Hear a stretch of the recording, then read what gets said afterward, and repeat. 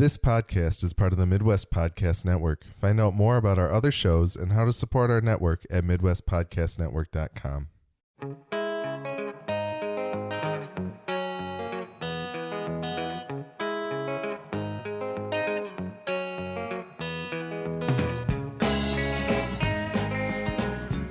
Welcome to Gone to Texas, a podcast about AMC's Preacher. My name is Alex, and I have not read any of Ennis and Dillon's Preacher. My name is Nick. I have read all of Ennis and Dillon's Preacher. And I'm Lance, and I've read all of Ennis and Dillon's Preacher.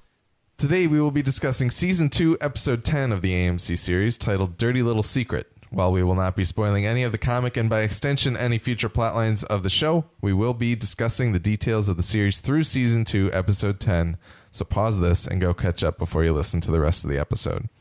You can find more episodes of our podcast at g2tpodcast.com. That's the letter G, number 2, letter T, podcast.com. We're also G2T Podcast on Twitter. And you can send feedback to g2tpodcast at gmail.com to tell us what you think of our podcast and share your thoughts on AMC's Preacher so we can read them on our show. Send us corrections, observations, or anything regarding Preacher or our podcast. A little bit of housekeeping up front here. Last week, we partnered with an app called TV Time, and TV Time helps you track down the shows that you love and react to the moments that move you.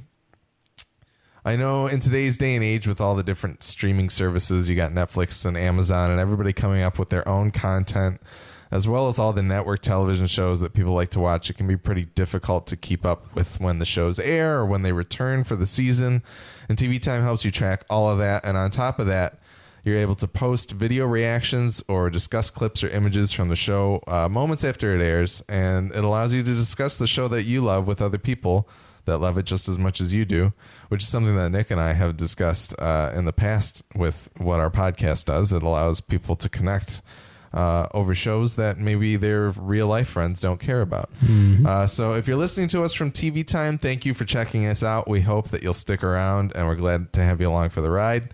And if you've been listening to us before this and you have not yet checked out TV Time, check it out now. It's on both the iOS and Android stores, and see if it's something that you'd like. They didn't ask us to do that.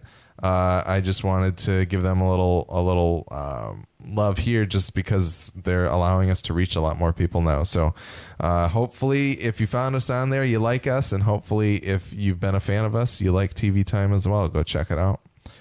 But all said and done there, we've got some listener feedback this week. Mike wrote in, he said, "One thing I think you're missing in the Jesse discussion, do we really know why he's so keen on finding God? There must be a reason why he's got such a hard-on for it. No one's really seemed to care." I mean, part of it to me, I think we know that Jesse's got demons from his past with his father dying. Like, that kind of always struck me as like Jesse's main question for God would be, why do bad things happen to good people like my father? Is kind of like for some reason that would be question number one in my mind. But I don't know if you guys have any thoughts, or if there's anything. I don't know if Mike asked this question from a knowing point of like he knows why Jesse wants to find God in the comics, or if that's presented very differently in the show already. Like, what do you think about this? Well, in the books, he wears it on his sleeve. Like, he's very upfront with the fact that, you know, the angels kind of, when he converses with Fior and DeBlanc, and they basically tell him God's gone. God's tired of humanity, basically. It's almost like, you know, when the flood happened initially with Noah, he was like, yeah, oh, man is like real bad. Well, I got to start from scratch. Yeah. And then Noah's like, well, okay. And then that whole story, we all know how that unfolds. And God made a covenant at the end saying, I'll never do that again. And so now I think it's basically, in the book, he's like, yeah, he can't do that again because he said he wouldn't. So he's just done. He's just quitting. Yeah. He's like, I'm done. Like, I'm out. And Jesse's like, God can't quit. Yeah. And the angels all, they're like, sure he can. He's God. He can do whatever he wants. And Jesse's like, no. Yeah. I'm going to find him and I'm going to kick his ass and make him answer. He's going to answer for, he's got to have to explain to us why he thinks it's okay to quit. Basically. Yeah. Yep. Exactly. And, so you started this. You have to see it through. You can't just decide you're not going to deal with it anymore. Yeah. And in the show, I think it's a great question because I carry that with me into the show because, like I said, that happens very early in the series, if not in the first like 3 issues. I think that kind of comes through in that first season. Like Yeah. once we learn that God has abdicated the throne, so to speak, I think it makes sense that Jesse would like. Jesse clearly is like, how could you fail these people of Anvil, essentially, is kind of what I got out of that. And that's why he gets set off in this direction. But yeah, and it's kind of you don't get to walk away quite that easily. But I do think there's TV Jesse is more, I think he is more genuinely devout in his religious devotion. yeah. So I think he also feels a little lost. I think think he is almost of, and I know I touched on this at the end of season 1 and several episodes ago in this season, where just how it would feel to people in real life, devout, good, honest people, how they would feel if it was like, yeah, God actually left and he doesn't care about you anymore. And I think that's kind of what we're seeing Jesse feeling, as well as he feels a little scorned maybe. Like if you spend your life devoted to an ideal and then God just decides, sorry, like didn't work out. Yeah. And in the books, he is religious and he obviously believes in God and all that, but he gets more angry than anything. And he almost views God as on his level, as like, you're not necessarily better than us just because you're God. Like you still have to answer to us. He's very kind of democratic about it. Like God exists because we believe in you and we continue to worship you. Yeah, kind of if God made us in his own image, then maybe he needs to answer the same needs questions. an ass whooping. His creation, yeah. So, Lance, did you have any thoughts on why TV Jesse might be doing this? Or was it? I mean, first of all, Nick took all the words out of my mouth. That was great. That's what I do. That was awesome. Just reel them out. You got it, man. So yeah, I mean, everything that Nick said was true about Book Jesse. Lance just throws his voice every week. He's doing it right now. I'm not real. It's a fantastic. Nick's not real. Ventriloquist yeah, act. it's spectacular. But like you said, I mean, I think you just have to. I mean, that did it for you. Was Jesse losing his father? Like that was enough. Like to question why if God exists, why does he let this happen? I think he certainly has those personal motivations. Is that not really necessarily there in the comics? I mean, seeing that I don't really know all the answers to what happened with Jesse's father, although I have some suspicions at this point in time. Does that come up in that confrontation? Like, I don't know. I don't want to. Maybe I'll reel it back from there. I think there's reasons for Jesse to do it, but I don't. I think there's personal reasons along with the what's the word I'm looking for here? The motivation, the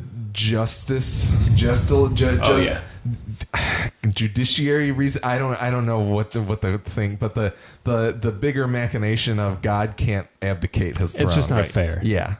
So that's like I think it's TV Jesse is two-sided in that. Yeah. I think it's there, but it's not like he states it too in last week's episode where he's like, there has to be some kind of order. Can't just, someone at the wheel when we hit the rocks is what he says, So that's true. He feels like if, that this is your job. Yeah. This is your job, God, and you just can't quit. Just like Nick said, you can't quit. So, and maybe Mike's question might be kind of a why aren't Tulip and Cassidy questioning it more? But I think Cassidy obviously did a little bit, and I think Tulip just kind of thinks it's like, well, all right, that's what he's doing. But and it incidentally was a really good impression of how she would sound. All right. Yeah. All right. Next thing from Mike, he said, I know, Alex, you don't have another frame of reference, but Nick, Lance, and myself, we know the whole story arc and where these characters end up. For example, I mentioned Starr being a raging psycho and being so frustrated. He said, I'm pretty sure he didn't start out that way. In fact, our current Starr is probably pretty close to our first introduction to him. I think this is a comment on maybe being a little bit frustrated with where the characters are in the show as opposed to where they actually end up in the comics and what you guys kind of remember last. Do you think that could be playing into your thoughts about the characters as well? Like maybe their origins or initial starting points in the comic are something that you don't see as much or you don't remember as much anymore because you've experienced the whole arc of the story? So essentially, are we just forgetting where they started, where they came from? Yeah, like just kind of the obviously these characters in a good story, the characters are going to go through some kind of arc and transformation, and maybe some of the tensions of people not quite being what you want them to be or what you expect them to be means that they were there earlier in the comics, but they've changed over time. I think that's more the thing. Because Jesse and Cass, they don't change a lot in the comic. They don't really have, and even Tulip really doesn't so much. I think it's not so much that these three main characters undergo some title change, but we just learn more about them. Yeah. So it's not so much that they have traditional satisfying arcs, but that we just see a little bit more behind the curtain, and then they are just contextualized differently. They unfold. Which I think is really awesome and really interesting. Yeah. Obviously, I think a lot of times we crave development and arcs, and I think with TV especially, we kind of crave that as a people, and I think that we can unconsciously feel when a character has flatlined. And, if I do recall, this is a fact, in season 1 of the Insider podcast, Seth Rogen talks about how when you read a comic book, as a comic book fan, you have already basically signed the giant waiver saying, like, I suspend my disbelief faster than other people because you're willing to read these kind of comic stories. And that's why it is a little funny when, people nitpick things like, oh, how did the bad guy do this? And you're like, how about he's the Hulk and he is a huge green man?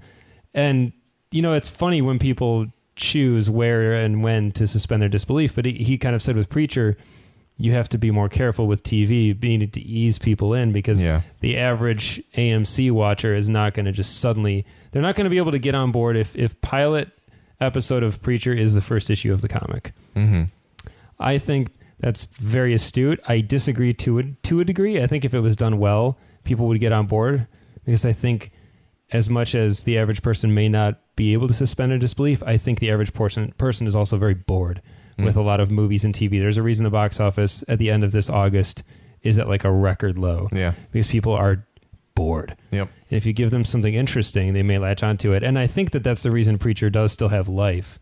And obviously it's a good thing that this show is not in my hands and is in, because these guys have more patience than me and more vision. But to answer the initial question, I think that these kind of arcs can go longer and can be bigger in TV, and I think they kind of have to be. Yeah. So if, I'm always kind of lamenting the fact that we don't have comic accurate Jesse, because he's so much fun to watch, but he would not be as satisfying of a character. Well, and I think Mike specifically brings up Starr, and the thing is that I think both of you guys are pretty happy with this adaptation of Starr, but you kind of qualified the thoughts of like, it's not necessarily comic book Starr, but it's a great adaptation of Starr. Is some of that maybe coming out of maybe he has a journey to go on for the rest of the show to get him to a place where he could be more comic book Starr? Yeah, we did kind of say that. We might see him devolve a little bit into just like more slapstick. Not slapstick, but just, you talked about it last week, Lance, and I'm trying to remember how you put it. I don't know. He's just... he might turn into just like this demented, deviant kind of guy. He just gets like Yosemite Sam angry sometimes, and he just turns caricature. He turns into like exactly. I can't even, other than the motion I'm doing with my arms right now. It's the only way I can describe it. He just gets like worked up. Kinda, exactly. And it's so hilarious to watch someone who should be able to snap on paper, can snap their fingers and have somebody snuffed out of existence, and yet he just can't quite seem to win. Yeah. It's very, much like Dick Dastardly from, the old Hanna-Barbera Wacky Races kind of thing. It just can't come out ahead. Yeah. And even though they should be able to. And if he does go that way, because he seems so with it and so collected and cool and awesome in the show, I'm all for him staying that way. Like he's a riot to watch as is, but if he does kind of, go down the slope, become more of a caricature. It could also be fun, or it might be too much. Yeah, we'll see. Yeah, I mean, I'm thinking of why I'm thinking of this, I don't know, but Dana Carvey as President Bush from SNL, where he started out as like just like kind of like more accurate interpretation, but then all of a sudden he was like, and then like, but that's like where that character needed to go. Yeah. So maybe Starr eventually. Well, it's like that's like the finding. They start dialing in those impressions, and they find the key moments in like the real life person to make fun of that makes that impression work really well. Yeah. And in the same way, I think Herr Starr, like it happens in all kinds of TV shows where the writers get used to characters and they find the things that work and they find the right way to pinch and pull at what the little moments are. So that could totally happen. That's a brilliant point, Lance. Yeah. That's why you're on the show. Well, yeah, Dana Carvey was like that. President Bush never said, not gonna die, not gonna die. But like, you think of that when you think of President Bush. It's the whole Sarah Palin, Tina Fey thing. This is H.W. Bush for the youths out there who don't recall or even know who Dana Carvey is. Yes. Well, see, Correction Department. Will Ferrell played George W. Bush. Please write in and say that. That's so true though, because I think with a great joke and a great bit, and I think something that's missing from a lot of SNL today is like it doesn't go anywhere. And you can't necessarily start right in your face with it. You need to kind of build to it or start small and grow. And one of my favorite SNL sketches ever, and it's funny because I thought of it as soon as he mentioned Dana Carvey and started making his point at the same time. So thank you. When he did Tom Brokaw, and they showed, I think that they were basically like do you guys have any idea what I'm talking about? No, I'm not sure about this at all. Yeah. They started recording. I think either Tom Brokaw was going on vacation in the sketch, or they were concerned Tom Brokaw was going to die before he could finish reading all of the news. So they are in the studio. His Tom Brokaw impression is amazing, by the way. They start recording potential stories in advance in case Tom Brokaw's not available. That sounds fantastic. And so the one they start with, like, okay, Tom, and he's like, oh yeah, sure. And his impression is so good. I'm not even going to attempt to do it. But so they roll the prompter and they put up the graphic, and he says, it's Gerald Ford died today. And he's like, Gerald Ford died today at the age of 83. He died peacefully at home with his family, and the nation will miss him. And they're like, okay, that's great, Tom. Now we'll read the next one. And it's like, Gerald Ford died today at the age of 83 in a plane crash. And then it just ramps up, and it becomes like Gerald Ford died today by getting eaten by a pack of wolves and stuff like that. And he continually goes, I don't know, guys, do we really? And they're like, yeah, just read it. And it just gets sillier and sillier and sillier. But if you started there, it wouldn't be as funny. You'd be like, what? But you just got to slow build and get there. Yeah. And it's such good writing, and his performance is so good because he continually gets a little more. He just, it's very, very funny. Nice. Yeah. Now that we've aged ourselves. Yeah, another point from Mike. He said, am I the only one seeing a motif with the tools in the suitcase? The angels with the coffee can and phonograph, the Japanese soul guy, and now the cleaner. It can't all be a coincidence. I think suitcases are just an interesting way to make people seem more sinister than they might actually be. Sure. Is kind of the case. It's professionals. Professionals, quote unquote.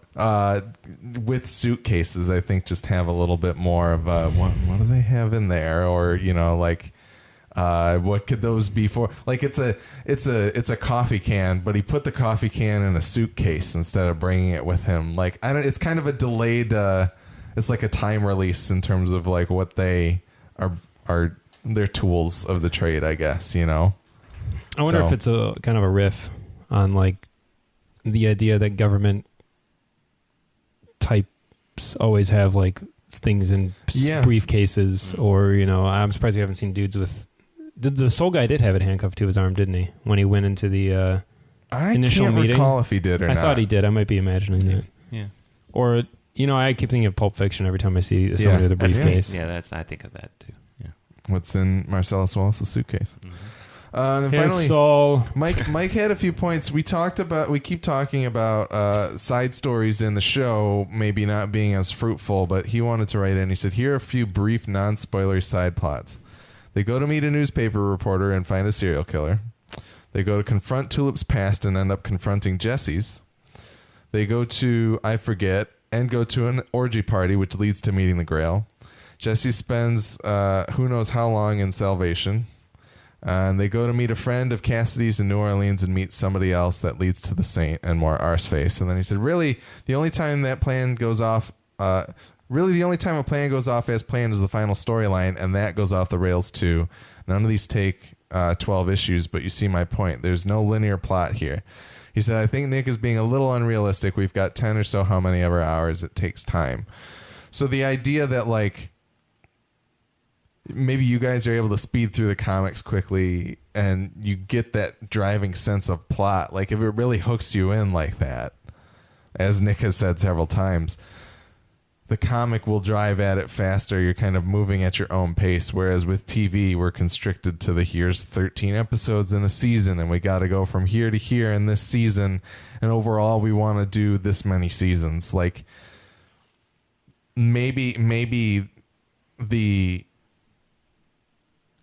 60 issues of Preacher don't translate to 60 hours of television, but there's still like a pacing. It's an adaptation, growing pain, I think, you know?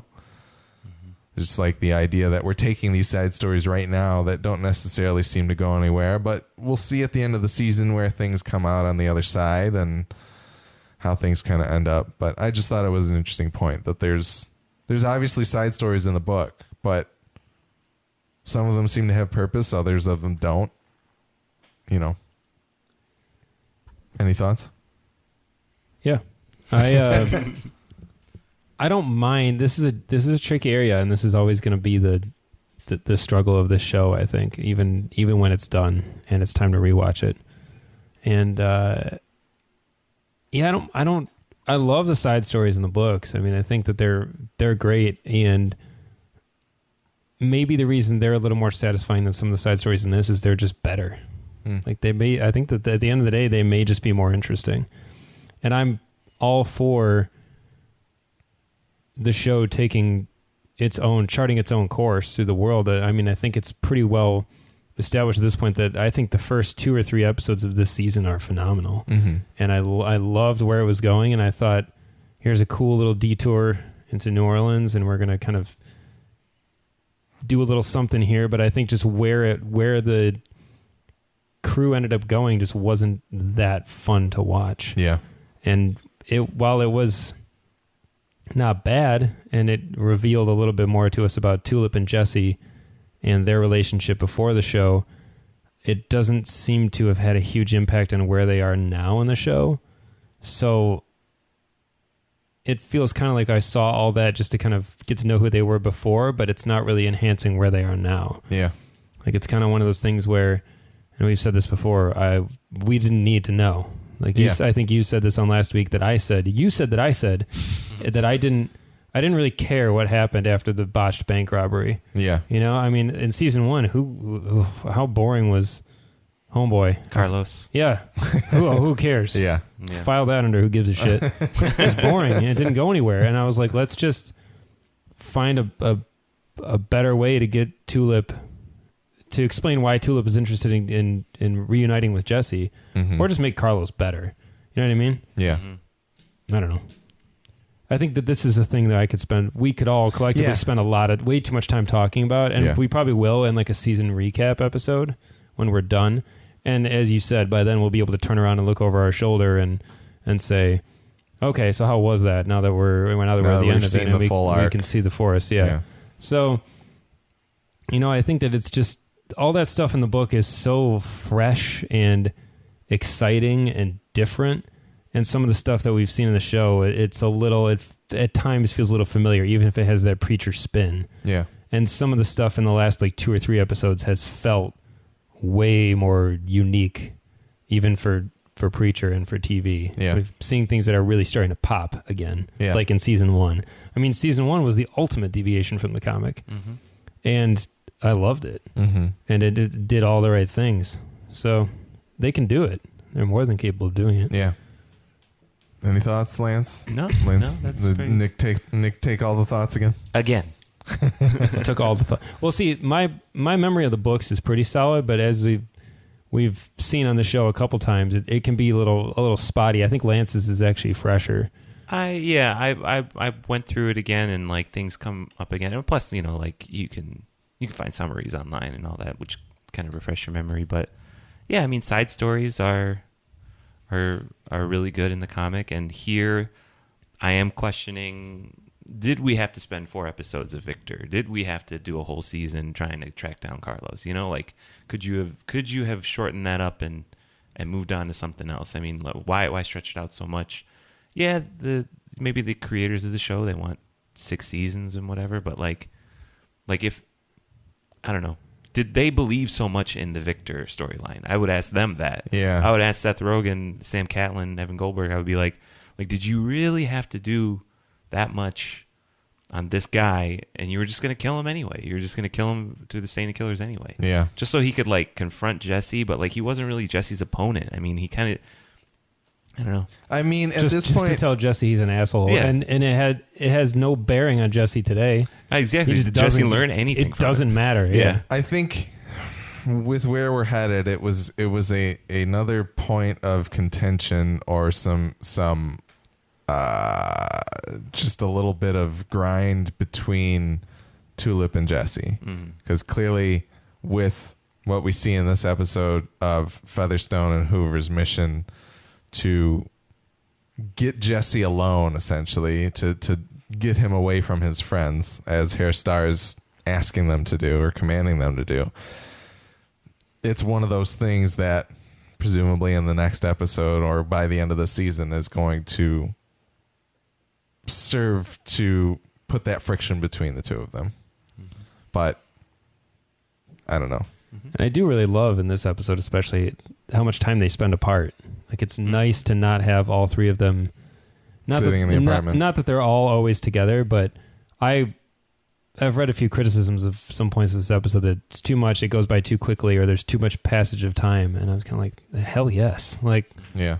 I really liked a lot of the forward momentum, and it's cool to have some space between them, and they're dealing with their own problems almost individually. Yeah. It's kind of neat. All right, and a few points from Bruce really quick. He said everything with the Grail. He's commenting on the episode from last week. He said everything with the Grail is great, especially Starr and his Lethal Weapon 2 tarp in his office. I was also shocked as hell when they more or less did that scene, quote unquote, with the professionals from the comics. I never quite expected AMC to get that perverse. And then also he said, now that poor Harry Connick Jr. is dead, we might have to start keeping count of what celebrities get killed off in the show. I have a feeling this will be a running thing in each season. Yeah. Tom Cruise season 1, Harry Connick Jr. season 2, and Mark Harlick. Oh, Yeah. you Mark can't Harlick. forget. Brought up again. Brought up This once episode. again Yes. by name. Absolutely. Herr Starr. The only belly laugh that I got out of this episode.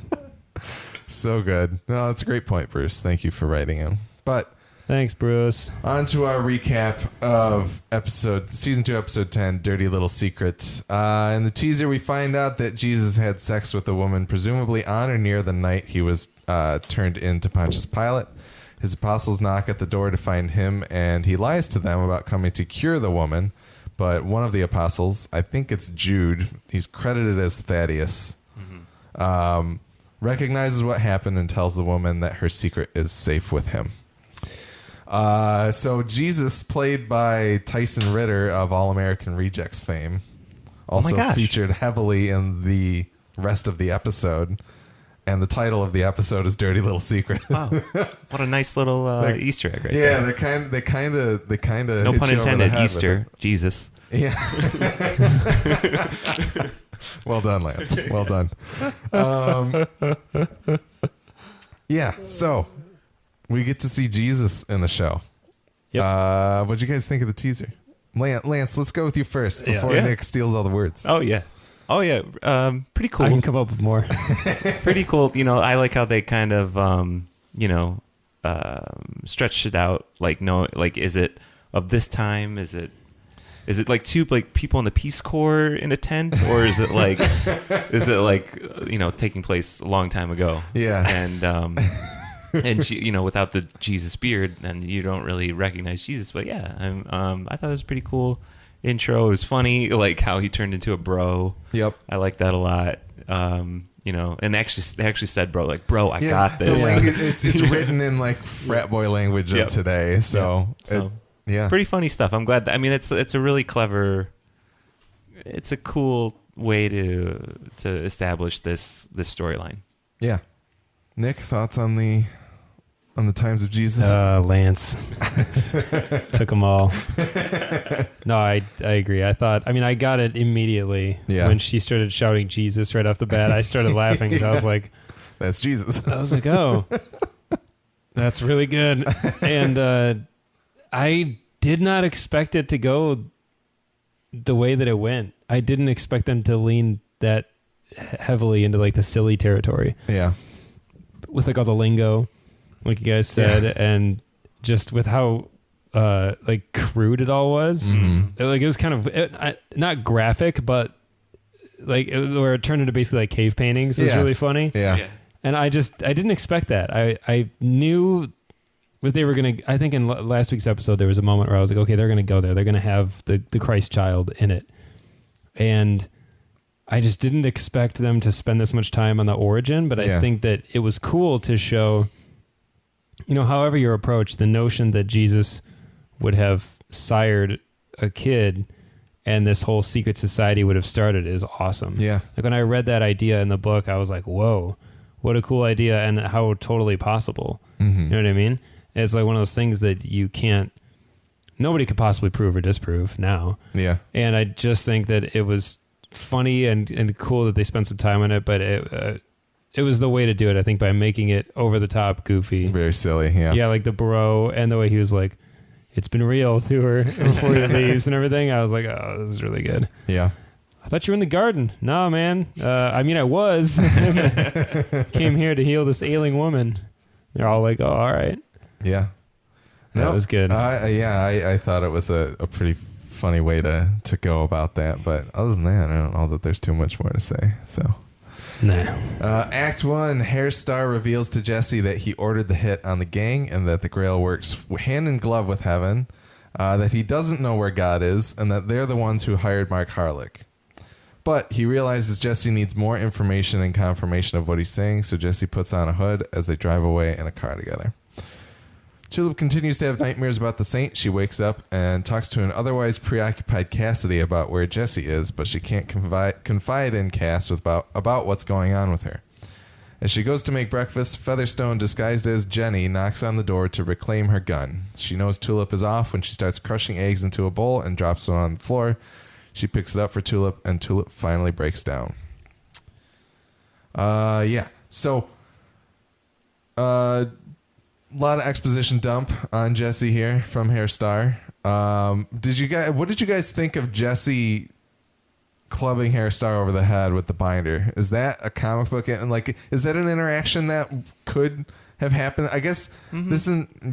So it's something that you think would be reasonable to see, or that you have seen otherwise. Yeah. Comic book Jesse would do that. My favorite. I've been wanting to say this because my favorite panel. One of my favorite panels is when you spend this whole issue with Tulip and Cassidy, and at the end they just go, "Where's Jesse?" And then the last panel is Jesse pulling this bartender by the shirt and being like, "I just asked for directions." and it's the funniest because probably with a bar behind him that's just totally dudes strewn over tables, beat to shit. Yeah, it's a good one. Yeah.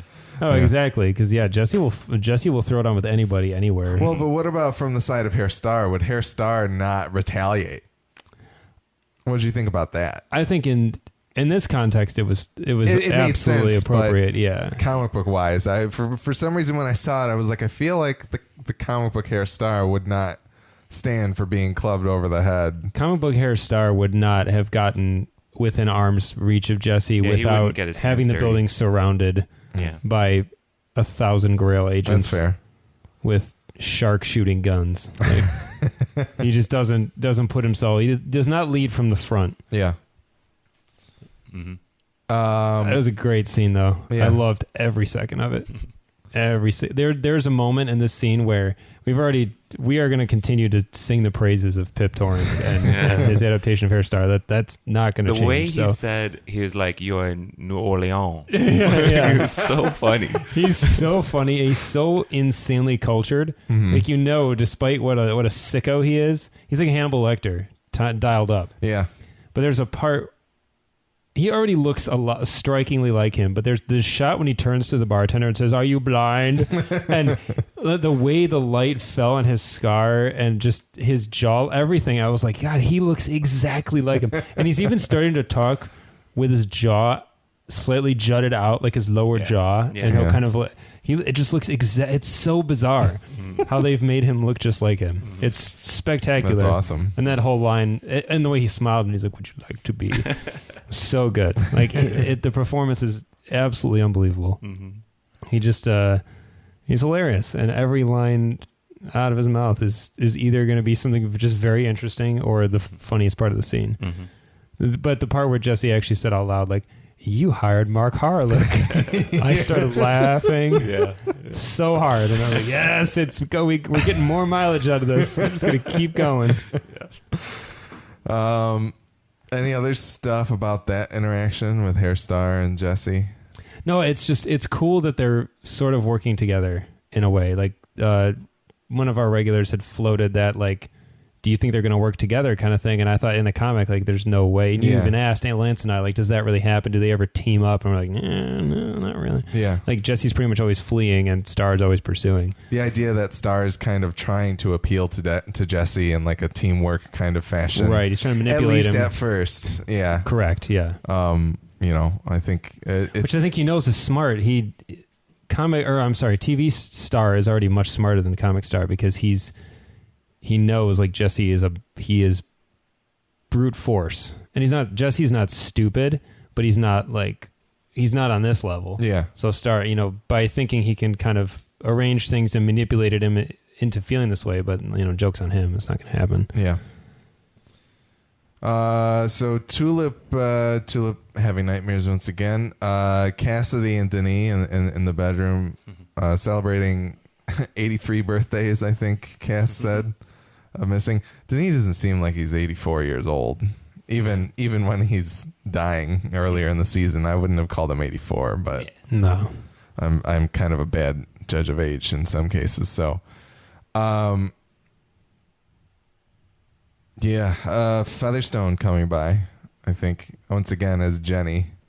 It's still insane to me the difference between Featherstone and Jenny. It is. There's a wide gap between those two people, and it's fantastic that she can pull that off. You know how actors need, like, some of them have like a little tick that they do to kind of get into character? For her, I noticed that she's like grabbing onto her shirt and she's like between her fingers, like kind of rubbing it. Yeah. And I thought that was so cool. Yeah, and just, like, she's got a very like fidgety kind of nature, and the like Midwesterner kind of accent that she puts on for it too. Like, there's a lot of affectation of that character that just makes it completely transform from Featherstone. So I appreciated that quite a bit. Hoover pacing around eating the blueberry in the apartment was pretty good. Hoover. Yeah, and also Tulip being like, retrieving the gun, and then she's like, sort of went off, but I can pay you for the bullet. I just thought that was a very Tulip way to talk about her shooting somebody. So I have this note later in the episode, and I'm going to mention it again later, but Tulip feels like Tulip again in this episode, and I really liked it. Yeah. I think Jenny brings some of that humanity back out of her. Like, she just seems like a normal chick from down the hall who's got her own problems, and I think that kind of brings Tulip back a little bit. And on top of that, the fact that she breaks down here and like actually finally has some kind of release in terms of actually crying in front of somebody and telling her about what's going on, like, I think that does some wonders to get Tulip back to where she was, at least in some way. So I think, like, she's finally actually confiding into somebody about it. Well, and somebody who's not a vampire or her boyfriend with the power of God. Like, it's just a normal girl who Tulip is not that different from. Yeah. With a rough history. And it's nice to see, as sad as it is, because we know that's not the case, especially later when Featherstone's like, I wish I could have killed her. She's all mean and shit. I just felt bad. I was like, oh, man, Tulip's your bud, though. Yeah. I really loved Cassie's line, "We'll twist up an appetite," when she says, "I'm going to go make breakfast." He's like, "We're about to play Twister." And he's like, "We'll twist up an appetite." And I was like, God, God. Joe Gilgan and Joe Gilgan. Pip Torrens are gonna have to throw down for who's the best on this show. Oh yeah. I mean, it's tough right now. Yeah. They're both so good. For sure. Any other thoughts on Act 1? All right, Act 2, Jesse gets to meet the Pope and the Archbishop of Canterbury, and he learns that basically nobody knows where God is. However, he also learns about, quote, the boy, unquote, also known as the Messiah, and that the Pope thinks the boy should take over now that God is gone. Tulip confides pretty deeply in Jenny about everything happening to her, but Jenny sows some doubt into Tulip by questioning the saint's disappearance, as well as mentioning that she thinks Cassidy is cute. Denise is very forceful with the guests that Cassidy invited with them, but despite Cass's urgency to leave her alone, or them alone. So Jesse meeting with the Pope and the Archbishop, I thought that was a pretty fun scene. Yeah. The idea that they both kind of have their own ideas for what God's done or where he's going. Yeah. Fan fiction. Yeah. their own God fan fiction. Which, I mean, is kind of a pretty good, not to tread into dangerous territory, but the idea that like religion as a whole is somebody putting faith into ideas of a story, like that, I think, that's a logical extrapolation that they would just be like, where's God now? Well, he's been betrayed by the seraphim, or he's off to make something better than humans. Like, yeah. Man, Yeah. I almost started crying during that scene. I was laughing so hard. That was the other belly laugh part. Mm-hmm. Well, first of all, listen, Herr Starr is obviously the bomb, but the Grail in general so far is so perfect. Yeah. And even the guy with the tray. Yes. Oh, yeah. God, he was so funny. What did he ask him? Jesse goes through and he's metal. like, yeah, he's like, but his voice, he seemed like I can't remember what he reminded me of. He had a Spanish accent. That he was had in this the really. He subtitles. kind of reminded me of Hank Azaria from The Birdcage. Okay. The way he speaks, it made me laugh because he looked tough and mean, and he just has a weird voice like, "Do I have keys?" or something like. Yeah. That just was so funny. Yeah. And then the way Herr Starr goes piercings and just kind of gestures. Yeah, he's kind of like he's like intrigued and interested in maybe? it too. And then when Jesse doesn't say anything, he makes this noise. He just goes, yeah, he just made this like this little noise. It was so funny. Yeah. I was like, oh man, these guys are geniuses. Like I could just imagine them like Rogan and Goldberg standing like at the monitors watching the scene play and just giggling to each other like, God, this is we're so funny. Like just like laughing at how funny that scene was.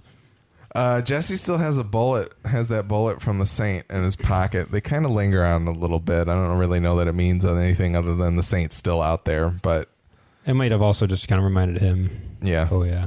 Yeah. The only other notes I have, so this is, excuse me, Tulip is talking to Jenny. Right? This is the Guitar Hero scene? Not yet, no. Okay. No. This is the pancake scene. Right, okay. Yep. And they're just kind of, right. They're chilling at the kitchen table. Yeah. And Jenny's kind of like, Cassidy, he's pretty cute. That Right. kind of thing. Mm-hmm. I just had a note here that I had just kind of said I'd love to watch a spy show on like of this caliber, like on this level, because, and there may be one out there, but like really good. I think that our idea generally of spies is a little perverted. Like people think of like Mission Impossible. It's very glorified. And like Casino Royale. And in real life, spies are pretty dull, like on paper. But like, have you guys seen? I know Lance has probably seen it. Tinker Tailor Soldier Spy. No, I haven't. I've been wanting to. Say what? I know. I saw it. It hasn't It happened. was yet. a while ago, though. Whoa! Yeah.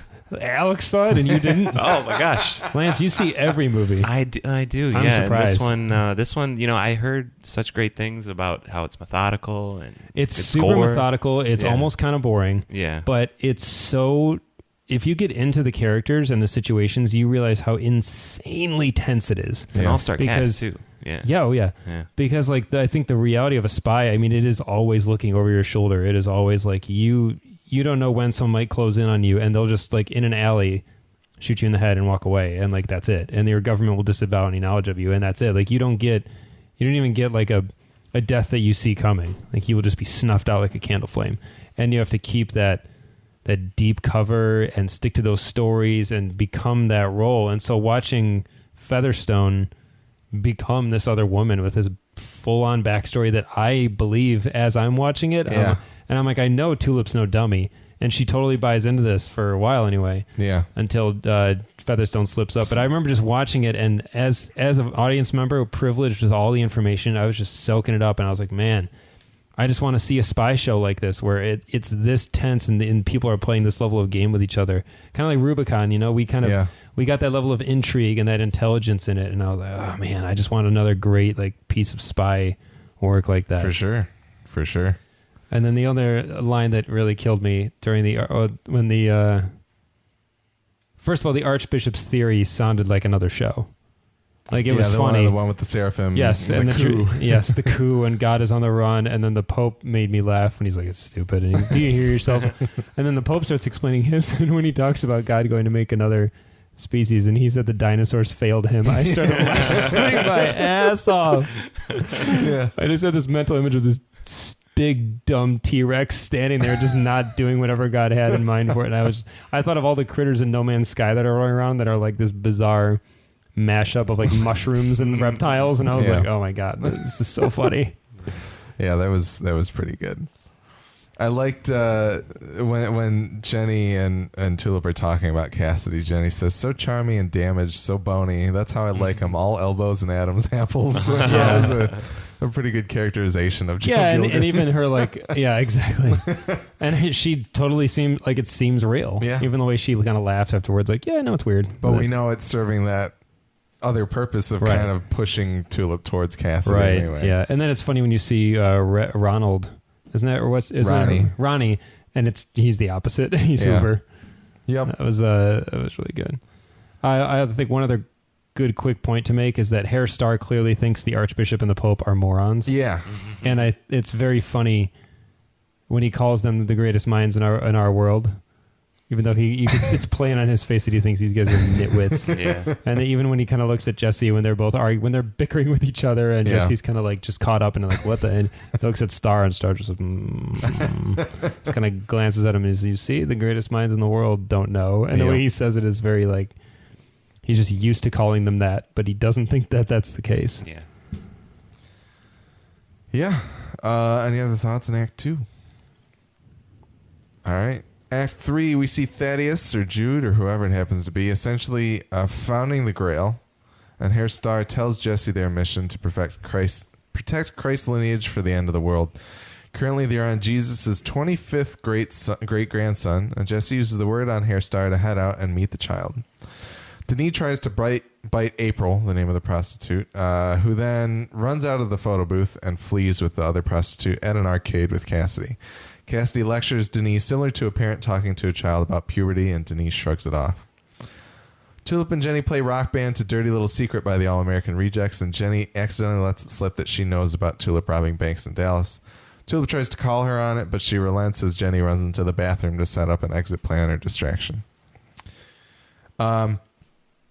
So back in Jesus' time, we see Thaddeus there to collect the baby, essentially, and there's a woman there with a red hood and white gown, and then all the men have white robes with red sashes, much like the Grail in modern day, which I thought was a pretty fun detail. Yeah. That's good. But yeah, other than that, we're kind of driving to the point of Jesse learning or meeting the Christ child, so we can kind of sum up our thoughts there, unless you guys have anything specifically about what happened in this act. But I enjoyed Denis getting the lecture about puberty. That's a nice parallel. It's like Cassidy has to go through all the parenty things that he didn't do the first time through. Right. Now as a vampire. Yeah. Vampire dad. Yep. Ghost dad. Yeah. I kind of got the impression for a second that Denis did bite her. There was no blood, but she walked away with like her hand on her neck. That's true. And I immediately was kind of like, oh shit. Is he turning people? Are we about to get a vampire breakout in New Orleans? Mm-hmm. Yeah. I guess we don't necessarily know. But the thing I remember reading somebody talked about being at like a Q&A with Garth Ennis or something like that. And somebody stood up and asked, are all the people that Cassidy bites, do they turn into vampires? And Garth Ennis was like, oh, so you're one of those people. Yeah. So the idea, I don't know, like maybe Denise turning a bunch of people or maybe not. We don't know the rules. We might not learn the rules. We might not need to learn the rules, but well, what Cassidy does to people in the comic, no, they're not turning into vampires. Yeah. But yeah, they're not turning into much. Nah. Yeah, I've kind of wondered that too, but I kind of just let it go. Like, I mean, what's a recent, not a recent movie, but like one that had vampire in the title, Interview with the Vampire. And Does it have to have vampire in the title? You have to. Oh shit! It was twice. Interview with the Vampire Chronicles. Is that what it's called? I don't know. Anyway, so. But like, yeah, do they bite them and they kill them? Or like, is there a certain way that they bite them to turn them into a vampire? Because you always see them biting people on the neck. Yep. But like, do you just stick your fangs in them and then pull out real quick? I mean, like, it's weird. Yeah. And like, is it a viral infection or is it like how does it? Yeah. Yeah. Those rules I think shift from story to story. Yeah, it feels like if you just bite them, then they're going to turn. If you don't have the intention to turn them, then they don't necessarily like. I've always just thought like if you don't like rip their throat out and feed on them, they're going to turn into vampires. Mm-hmm. Because I think Cassidy's origin in the book kind of demonstrates that that's pretty much what happens. That if you are bitten but not like fed upon, then you will turn. Interesting. Whether a vampire does it consciously or accidentally. Like you are bitten with the intent to be dinner, but then something interrupts, or the you vampire get away somehow. Exactly. That's how I've pretty much always taken it. Interesting.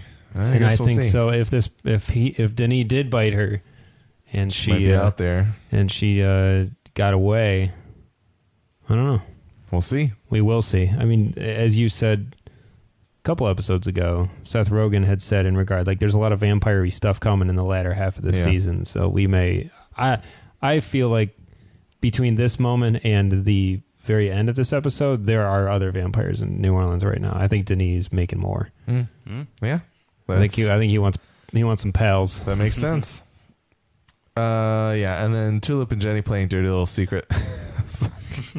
Funny that we get that song 3 times in the episode. See, this all flew way over your my head. head. Yeah, and it's very cool. I recognized him because he was in Parenthood, and he plays Jesus. No, he plays the lead singer of a band that's being recorded at one of the characters' studios in that show. So Gotcha. I knew it was him, and obviously I knew the All American Rejects song, and then the fact that it came up several times in the episode, I was like, they're really laying it on thick with the All American Rejects. I thought that was the only song that they could get licensed. That's why I was like, and that might be it. Yeah. That could very easily be like, we're only going to pay for 1 license for this episode, so that's why we're going to play that 3 times, which makes it even funnier in my opinion. But is Parenthood? You said that's what you're doing. Is that the show with Peter Krause? Yes.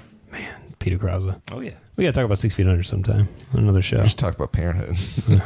we can do the Krause cast. Yes. And then other than that, Tulip catching Featherstone talking about robbing banks in Dallas. I was kind of wondering if you guys had any thoughts about whether or not that was something they had learned by surveillance or if that was something that they learned by like previous study or reconnaissance. Like I was kind of wondering, how would they have known? Not that it's important for anything. Oh, you're one of those people. Exactly. Like part of me was like, I guess I felt like if there was any discussion of that, then it would have been earlier in season 2, and we don't see them surveilling until like midway through the season. Mm-hmm. So that was just kind of we don't really need to spend any time maybe on it. There's a file on Jesse, but there's not really a file on Tulip, but you know. Doesn't mean they couldn't do that research. Yeah, exactly. Obviously. Yeah. So that's fair.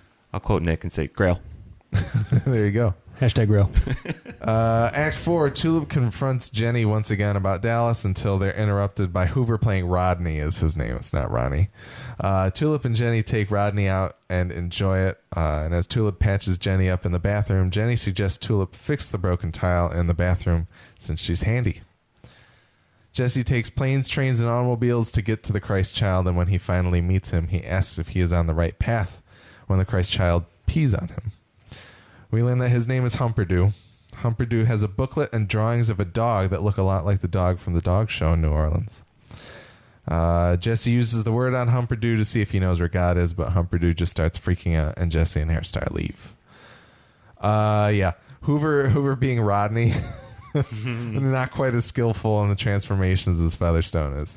It was good though. I thought he did a good job. I thought it'd be way worse. Yeah, it could have been much more inept, and it could have been like there wasn't anything there to like make me think, oh, Tulip's not going to buy this. Like it certainly still works, but. I thought it was brilliant. I thought, man, that Featherstone is crafty. Featherstone has quite a mastermind, and like she certainly knows what she's doing. And she certainly figured out how to salvage that situation, at least. What did you think about Jenny or Featherstone knowing about the saint? Like what that felt a little weird to me of like she knows that it's going to be some kind of point of contention or that something's going to be in there. Like they weren't there when the saint came. I'm kind of getting more into the same stuff that I buckled down in the last act, but it seemed a little sloppy. Yeah. I think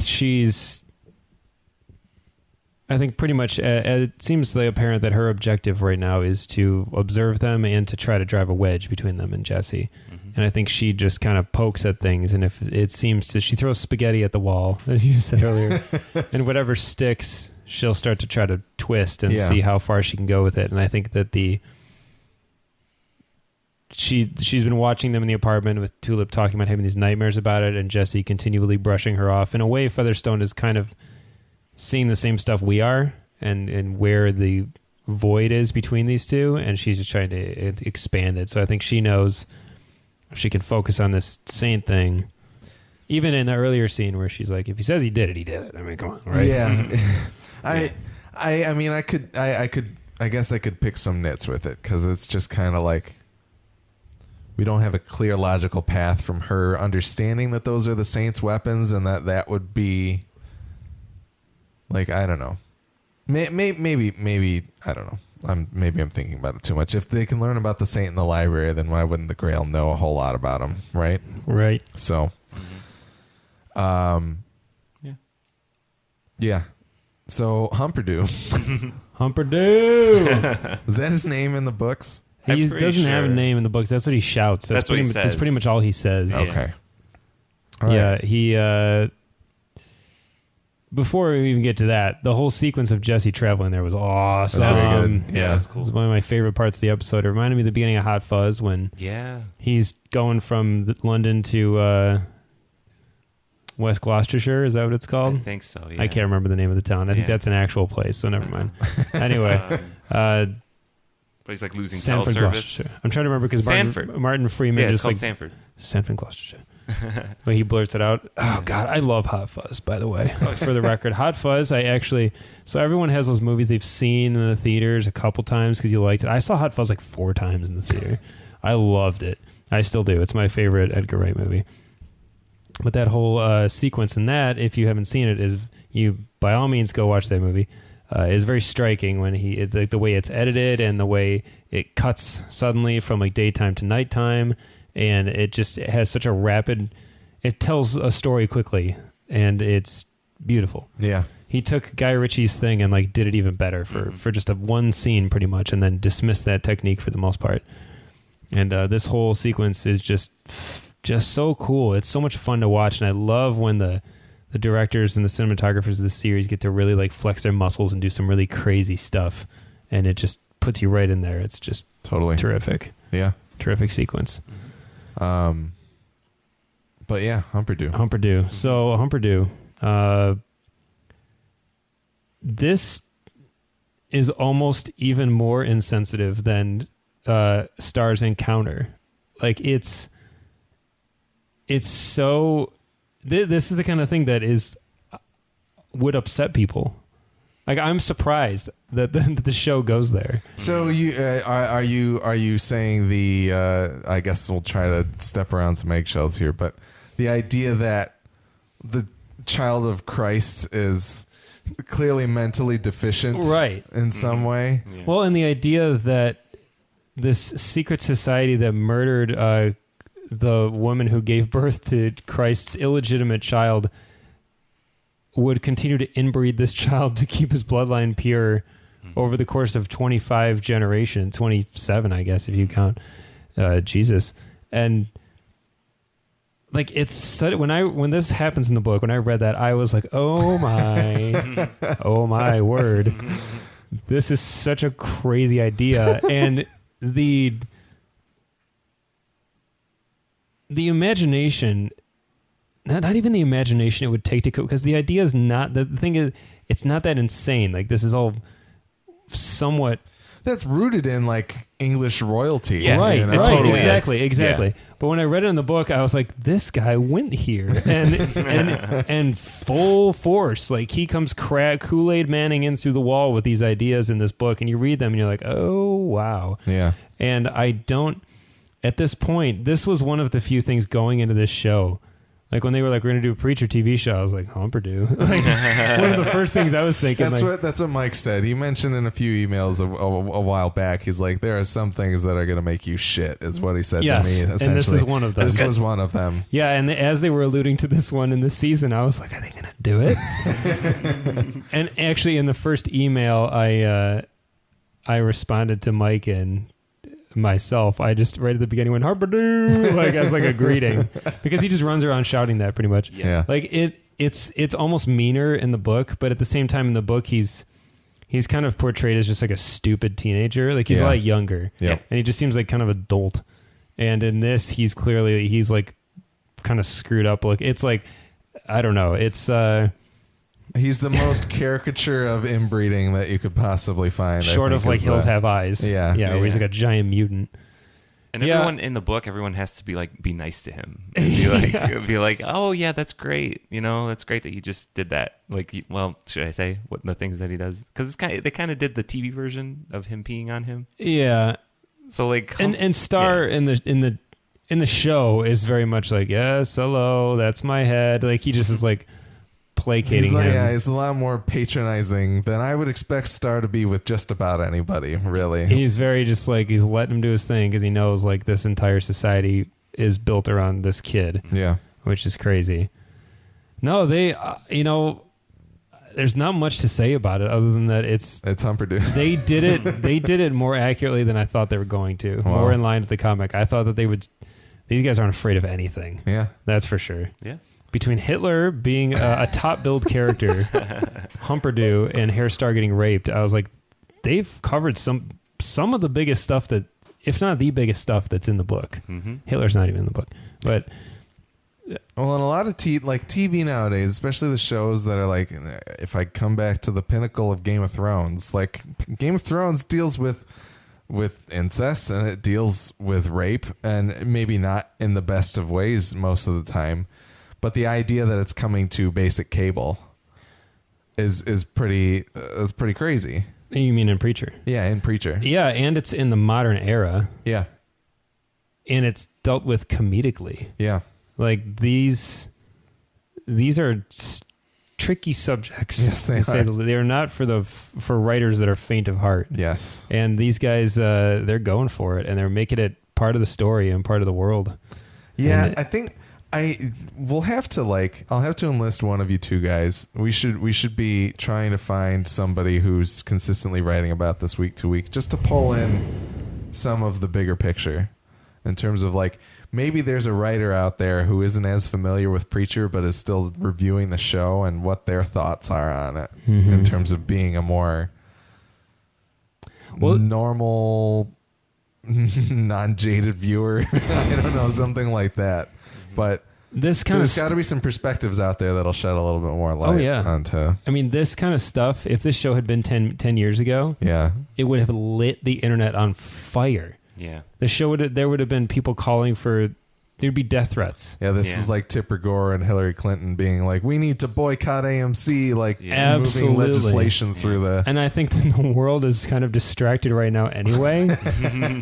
So they're able to just make... it really feels like in 5-10 years, people are going to go back and write on this show and say, hey, these guys were doing this in 2017 and people didn't seem to be worried about it. And it's amazing.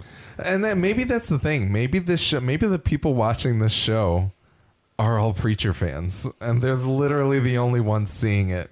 Could be. Like they've got something like 2 million or 3 million like viewers or something like that per episode nowadays, and maybe it's just a Preacher fan base. Yeah. And me. and Alex. But, that should be the name of the podcast. Preacher fans and Alex. And people are, they are getting used to stuff like this. I mean, Game of Thrones, Marvel stuff, Walking Dead. Desensitization that's happening for sure. Or people being open to stories. And I think that's an important distinction to make. This show is not gospel. No pun intended. Like this is not a documentary. And Lance, you said this last week. You're like, it's a story. Mm-hmm. And it's fiction. Yeah. This is not instructional. I feel like there are shows that have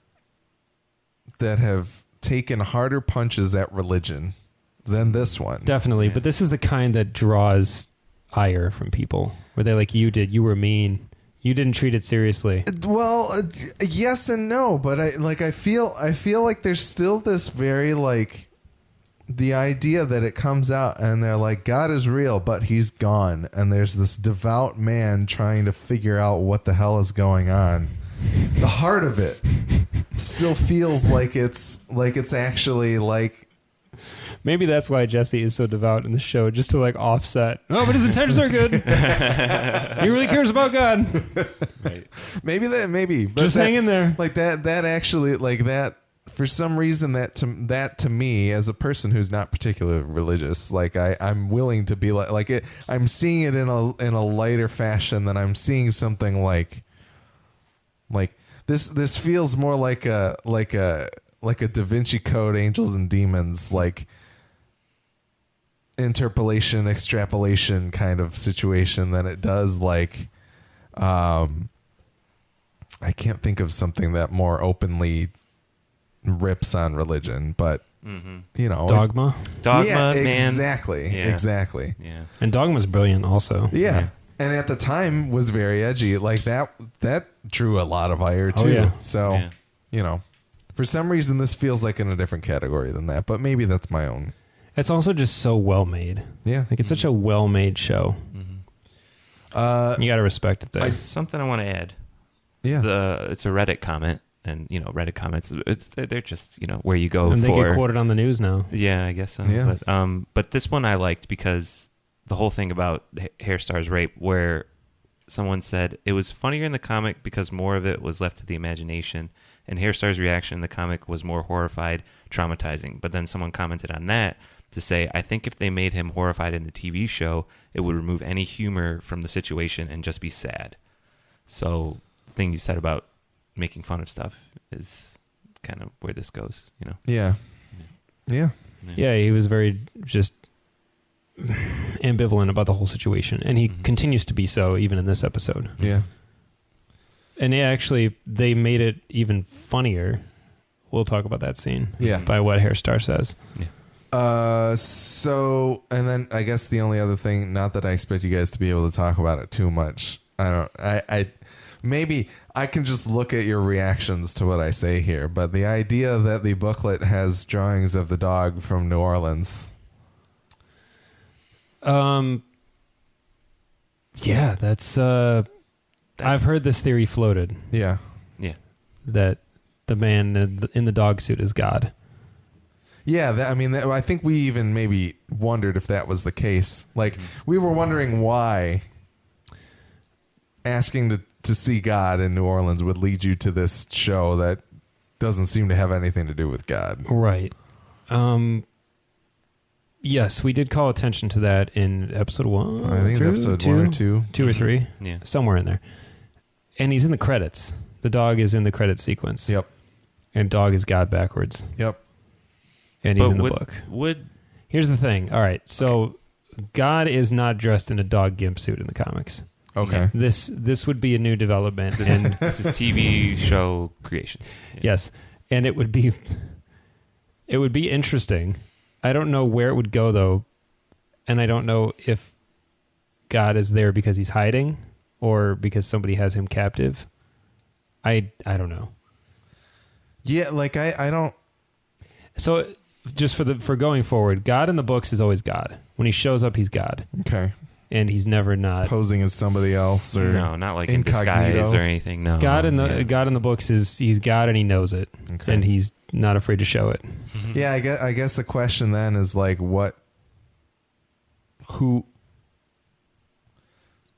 would Humperdoo know about that sex show, that dog show? It's a good question. I don't know. Yeah. I guess we'll whether see. or not like God carries that suit with him when he goes out, I don't know. Like maybe he visited Humperdoo in that guise to make him more because he looks like a dog. Maybe it's a red herring. Maybe it is a red herring. Yeah. Although, see, Jesse seems to take note of it, and that's the thing. When it showed it, I was like drawing a dog. So what? Like I didn't really make the connection to the dog from the dog show until I was thinking about it today. Actually, because I did watch it last night as it was rolling, and today I was kind of thinking about that, and I was like, I wonder if that was the dog. Yeah. But Jesse kind of seems to look at it and think like, oh, he did a drawing of a dog. All right, and then like move on. Yeah.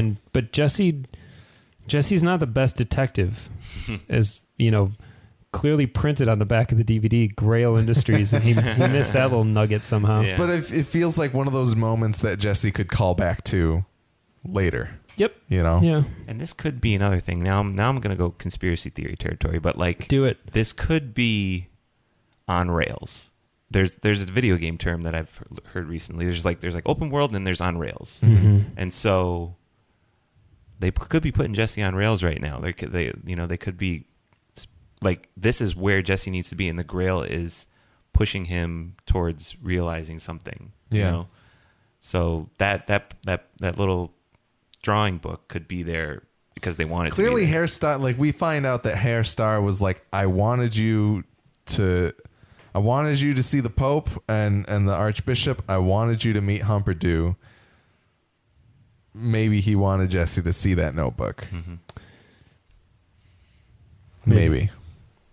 I don't think so. But Herr Starr, yeah, I guess that's the thing, is that Herr Starr is like, I don't know where God is, but I have resources. Like that's kind of his thing throughout this episode. I don't think Herr Starr wants to find God. No. I mean, he doesn't. He doesn't want Jesse to find God either. He wants Jesse to be God to act, yeah, and to help him. Like he absolutely wanted him to meet the Pope and the Archbishop and Humperdoo. Yeah.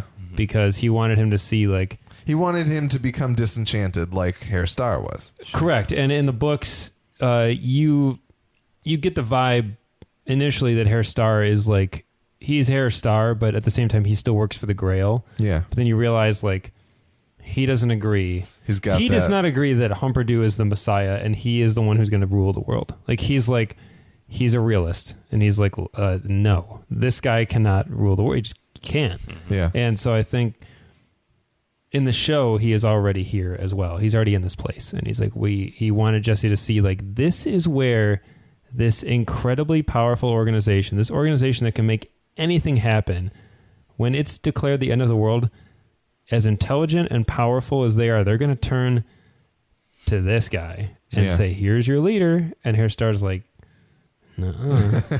Yeah. He's kind of like not saying to Jesse, but saying like, do you see what I'm saying here? Like, this can't happen. Is this where you want to see the world go? Yeah. Do you want the keys to be handed to him, or do you want to maybe actually do some good? Yeah. Is how he's going to play it to Jesse. Like, you can make a difference and you can help the world be better. But then he's obviously just going to mastermind him. Until he figures out a way to extract Genesis for himself or Correct. something like that. Yeah. Right. All right. Well, we're kind of already leading into Act 5. So Cassidy comes back to the apartment with a bird tattoo, but don't worry, Denise is worse because he got Shemp from the Three Stooges, that was my belly laugh. The delivery of that line was so good. He makes his face like when he thinks something's genuinely funny and stupid, he like scrunches his face like, can you believe that?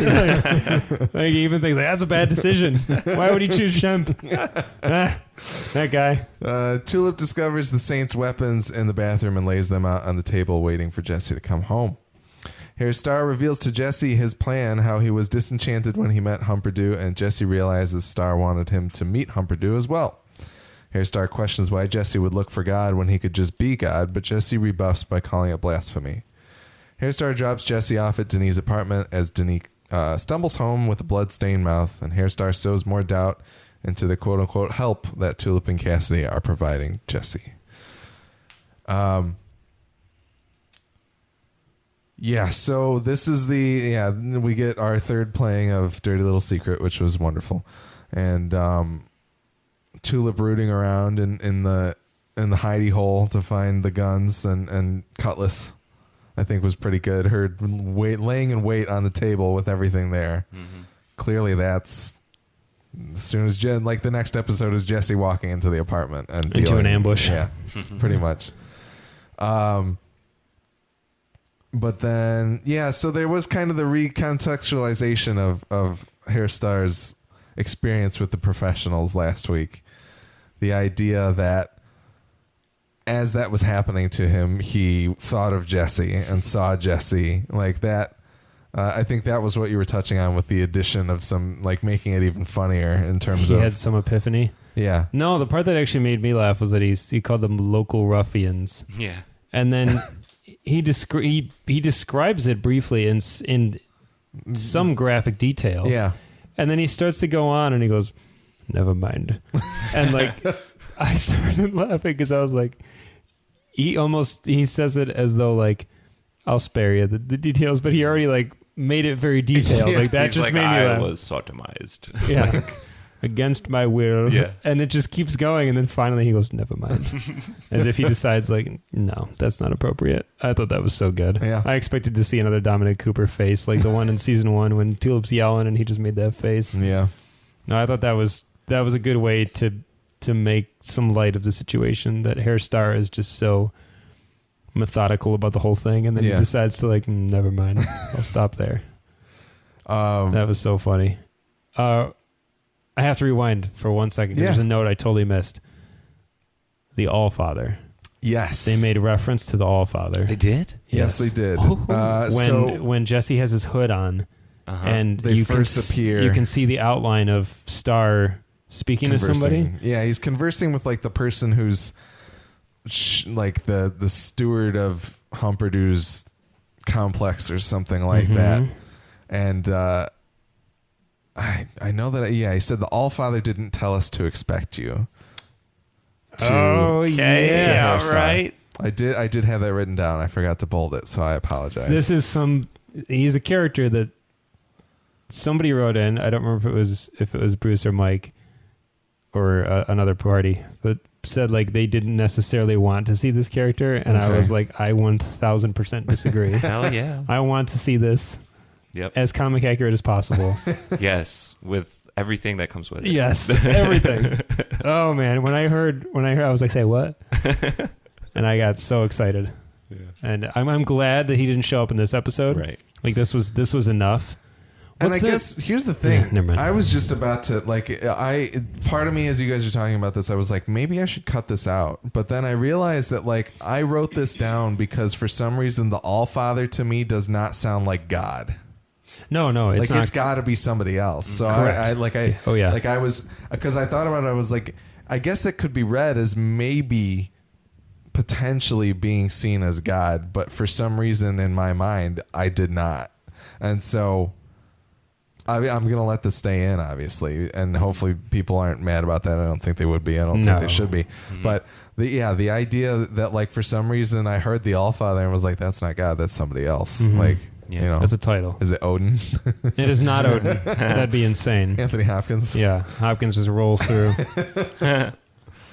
Yeah, no, I did have that written down. I'm glad you saw it, because I think that is something important to call out for sure. Yeah, that's a good one, and I'm really glad that was mentioned.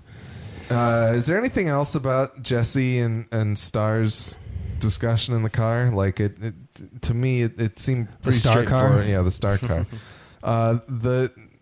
It seems like that kind of pretty much lays it out there mostly. Like, it certainly lays the groundwork and very plainly calls out that Starr thinks that he could rule the world, or that he wants to, or that he wants to be a part of it, at least with Jesse. Like, I could very easily see this turning into what I said of, like, as soon as Starr figures out, number one, if he can take Genesis from Jesse, and number two, if he can house Genesis himself, that he would do those things and therefore take control of the world.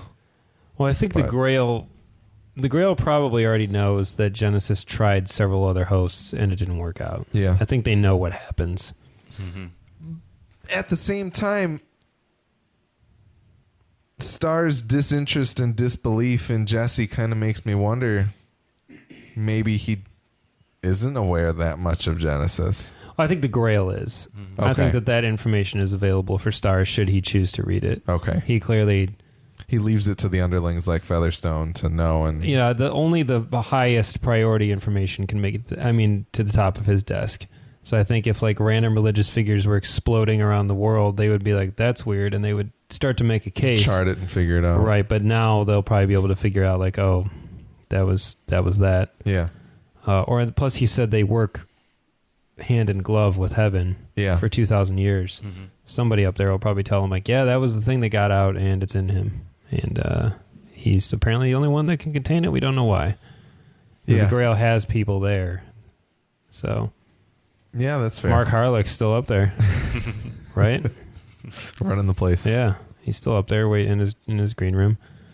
I really love this scene because the chemistry between Starr and Jesse is at this really interesting place now, where it's almost like there's almost like some trust there.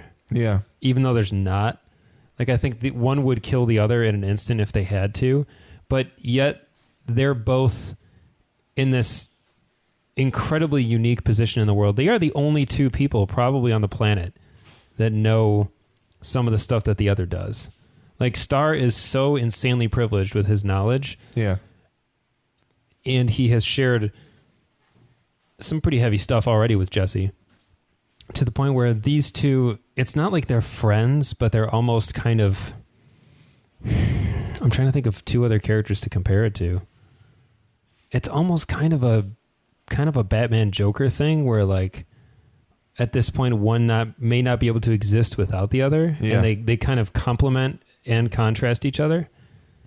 Like, Jesse's part of something so big now. Well, even visually, Jesse wearing the all black preacher suit, thick full head of hair, yeah. And Starr wearing the white blanket. Yeah, I think these two. The yin and the yang. Yes, the relationship they have in the books is very interesting, but it's more like Tom and Jerry. Yeah, and they may, by the time this whole series is said and done, and we're looking at the complete series Blu-ray or whatever's next on UHD set on our shelf, they may go down as one of the all-time great, like, Jack Shephard and John Locke from Lost kind of thing, where even though that fell the hell apart at the end for Locke especially, just this great tandem / like arch nemesis duo. And I just think there's a really cool moment of two guys sitting in the backseat of a car talking about the fate of the world, and they are the only two people that could possibly divert it from where it's going to go. Yeah. And the scene is so understated and so quick that if you blinked or if you were looking at your phone, you'd miss it. But I think it was so huge and like that, such an epic moment. And it's just played so low key. Even the way Starr just goes, think about it. Like as he goes to leave is so funny. It's like, just think it over, sleep on it. What do you want to do about the fate of Earth and humanity?